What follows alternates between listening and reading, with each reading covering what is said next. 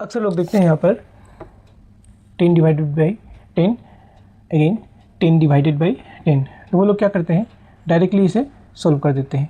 10 से अगर हम 10 को डिवाइड करेंगे तो आंसर आता है 1, अगेन डिवाइड 10 से अगर 10 को डिवाइड करेंगे तो आंसर आता है 1, और फाइनली 1 से अगर 1 को हम डिवाइड करते हैं तो आंसर आ जाता है 1।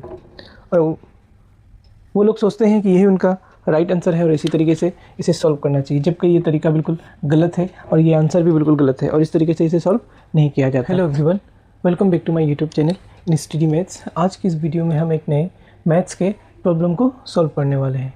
तो क्वेश्चन है हमारा 10 divided by 10 divided by 10 divided by 10 is equal to question mark, यानी कि इस क्वेश्चन को हमें यहाँ पर सॉल्व करना है। यह क्वेश्चन देखने में जितना ही ज़्यादा ईजी लग रहा है, जब हम इसे सॉल्व करते हैं तो अक्सर लोग यहाँ पर कंफ्यूज हो जाते हैं और इसी कंफ्यूजन में इसे गलत तरीके से सॉल्व कर देते हैं।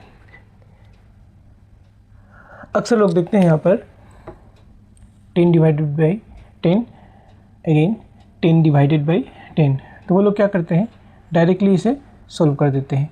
10 से अगर हम 10 को डिवाइड करेंगे तो आंसर आता है 1, अगेन डिवाइड 10 से अगर 10 को डिवाइड करेंगे तो आंसर आता है 1, और फाइनली 1 से अगर 1 को हम डिवाइड करते हैं तो आंसर आ जाता है 1। और वो लोग सोचते हैं कि यही उनका राइट आंसर है और इसी तरीके से इसे सॉल्व करना चाहिए, जबकि ये तरीका बिल्कुल गलत है और ये आंसर भी बिल्कुल गलत है और इस तरीके से इसे सॉल्व नहीं किया जाता। तो इस तरह के क्वेश्चन को सॉल्व करने का सही तरीका क्या है, आइए हम जानते हैं। जब भी हमें इस तरह का क्वेश्चन मिले तो हमें यहाँ पर एक रूल फॉलो करना होता है, क्योंकि यहाँ पर जितने भी नंबर हैं और सबका साइन यहाँ पर जितने भी जब भी हमें इस तरह का क्वेश्चन मिले तो हमें यहाँ पर एक रूल फॉलो करना पड़ता है। जैसे कि यहाँ पर जितने भी साइन है वो सारा ही साइन सेम है, यानी कि डिवाइड का साइन है। तो इस केस में हम यहाँ पर क्या करेंगे, इसे लेफ़्ट टू राइट इसे सॉल्व करते हुए जाएंगे। यानी कि सबसे पहले हम ये वाले पार्ट को सॉल्व करेंगे। यहाँ पर 10 से अगर 10 को डिवाइड करते हैं तो आंसर आता है 1, अगेन ये जो डिवाइड है ये इजीली से हम यहाँ पर लिख लेंगे, फिर ये डिवाइड। अगर मान लीजिए हम इसे सॉल्व नहीं करके इसे सॉल्व कर देते हैं तो यह रॉन्ग हो जाएगा, या फिर इसे छोड़कर अगर इसे सॉल्व करेंगे तो भी ये रॉन्ग हो जाएगा। नेक्स्ट लाइन में हम क्या करेंगे, अभी इसे सॉल्व नहीं करेंगे, इसे ही सॉल्व करेंगे हम सबसे पहले।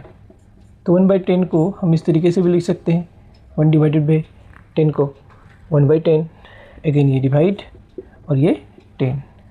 नेक्स्ट लाइन में हम क्या करेंगे, 1/10 को एज इट इज़ लिखेंगे और ये डिवाइड का जो साइन है इसे हम चेंज कर देंगे, यानी कि मल्टीप्लाई कर देंगे। और जैसे ही हम ये साइन को चेंज करते हैं, नेक्स्ट नंबर जो है वो जस्ट रेसिप्रोकल हो जाता है, यानी कि फ्लिप हो जाता है। ऊपर चला जाता है 1 और नीचे हो जाता है 10। मान लीजिए अगर हम इस 10 को रेसिप्रोकल करते हैं तो ये फ्लिप हो जाता है, क्योंकि इसके नीचे एक 1 होता है, ये जस्ट नीचे वाला ऊपर हो जाता है, ऊपर वाला नीचे हो जाता है, यानी कि 1 ऊपर चला जाता है और 10 नीचे आ जाता है। इसे ही रेसिप्रोकल बोलते हैं। तो यहाँ पर